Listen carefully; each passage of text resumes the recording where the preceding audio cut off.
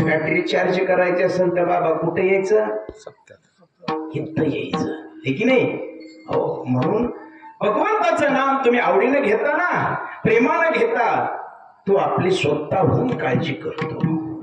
म्हणून महाराज म्हणतात कुठल्याच गोष्टीचा खेद मानायचा. खेद म्हणजे दुःख, नको खेद करू कोणत्या गोष्टीचा. जे काही तुम्ही करता तिथं पती लक्ष्मीचा जाणत असे. जो लक्ष्मीचा पती आहे कोण? आपला विठेवरचा मालक, तो पंढरपुरातला मालक, तो सगळं काही जाणतो तुम्ही काय करता, है की नाही? कारण तुम्ही कितीही काय कुठलंही कर्म करा, ती पंचमहाभूत आपल्या सोबत असतात. आपल्याला वाटतं आपल्याला काही कळत नाही, ती पंचमहाभूत शेवटी जाताना का होईना ते आपल्या सोबत येतात. सूर्य येतो, पंचभूतातलाच एक भाग आहे, त्याच्या परस्पर काही चलत नाही. जमिनीवर जे काही करतात ते सुद्धा ते पंचमहाभूतामध्ये जमीन सुद्धा तिथं येते का नाही बाबा? आग, तेज, वायू, अग्नी हे सगळी पंचमहाभूत शेवटी आपल्या सोबत सूक्ष्म रूपाने. मग कुठं धाडायचं आपल्याला? वैकुंठाला धाडायचं का कैलासात धाडायचं का नरकात घालायचं? हे पंचमहाभूत सगळी साक्ष तिथं यमदूतापाशी देतात. म्हणून पती लक्ष्मीचा चित्रगुप्त तिथंच असतो लिलाट पत्रिका घेऊन. जे काही कर्म केलं तुम्ही नाही म्हणत असाल, आपला जग जरी चुकीचा निकाल देत असेल तर तिथला जज चुकीचा निकाल देत नाही, पती लक्ष्मीचा जाणत असे, है की नाही? कारण त्यानं सगळी जबाबदारी घेतली आहे बाबा.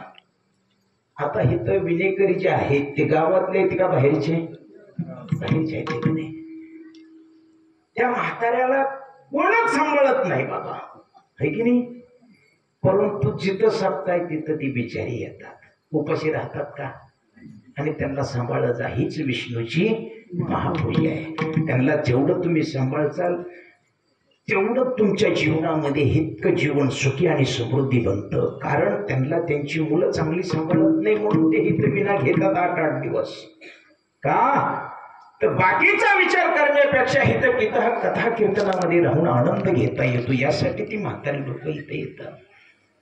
कधी उपाशी राहत नाही, परंतु तुम्ही आम्ही लोक दिवसभर काम करून सुद्धा उपाशी राहता का नाही? अहो, खिशात पैसे असून पोट भरून खायला मिळत कशामुळं? त्या माईक पदार्थामुळं आपल्याला जमत नाही. जमत का? नाही जमत. परंतु आमचा वारकरी आळंदीला जाऊ द्या, पंढरपूरला जाऊ द्या, कधीच उपाशी मरत नाही. त्याची डेहरी अशी सारखी फुगलेली असते, है की नाही? अहो, पावला पावलाला आमचा यज्ञ घडतो. आज चिंतन आहे म्हटलं की आम्हाला अभ्यास करावा लागतो. हे आमची पूजा केलेली हे सगळं तत्वज्ञान हे भगवंतापर्यंत पोचतं का? जे त्याला आवडतं ते आपण करावं. म्हणून सगळ्या जीवाची काळजी करणारा कोण आहे? तो विठेवरचा मालक आहे. सकळ जीवांचा करी तो सांभाळ, तुझं मोकलीता ऐसे नाही. म्हणून माणसानं जशी परिस्थिती आहे तसं राहा. जे प्रारब्धामध्ये लिहिलंय तसंच राहा. जेवढं जीवनामध्ये दुःख मिळेल तेवढं समजायचं की आपल्या जीवनातलं पाप कमी झालं. म्हणून जशी परिस्थिती आहे तसं राहण्याचा प्रयत्न करा. कारण तुम्ही आम्ही या लोकांमध्ये जे जन्माला आलो कोणी कशासाठी आलोय? आपण मागच्या जन्मामध्ये जे पाप केलं ते पापच फेडण्यासाठी या लोकांमध्ये तुमचा आमचा जन्म आहे. हाय का कोण सुखी? सुखी नाही.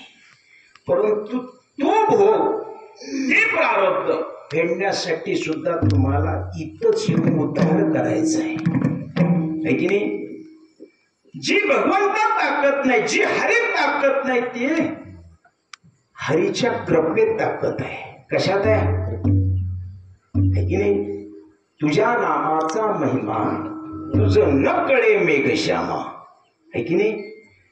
त्या भगवंताच्या नामाचा महिमा त्याला सुद्धा कळत नाही, आहे की नाही? कळतो का? नाही. सोपं सांगतो तुम्हाला, जी मी काय सांगितलं हरीत ताकद नाही, जी देवात ताकद नाही ती देवाच्या कृपेत ताकद आहे. त्याचं नाम चिंतन केलं का त्याच्या जोरावर काही करता येतं. आता प्रभू रामचंद्रांनी सेतू बांधला कुठं जाण्यासाठी? लंकेत जाण्यासाठी. देव असून स्वतः त्यांना जाता आलं का? परंतु जाण्यासाठी त्यांना काय बांधावं लागला? सेतू बांधावा लागला, पूल बांधावा लागला.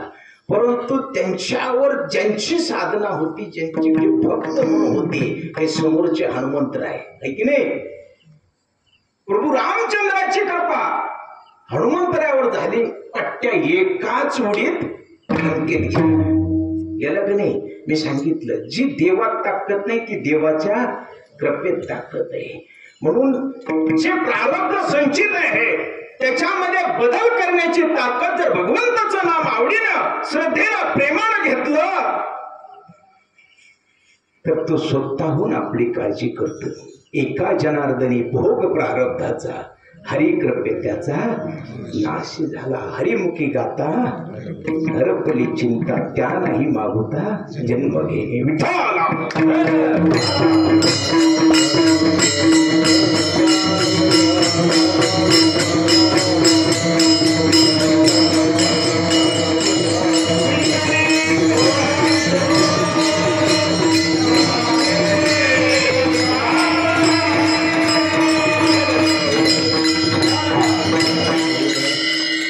गुणजनांची परमार्थिक वारसा जतन करणारी ही खानापूर नगरी.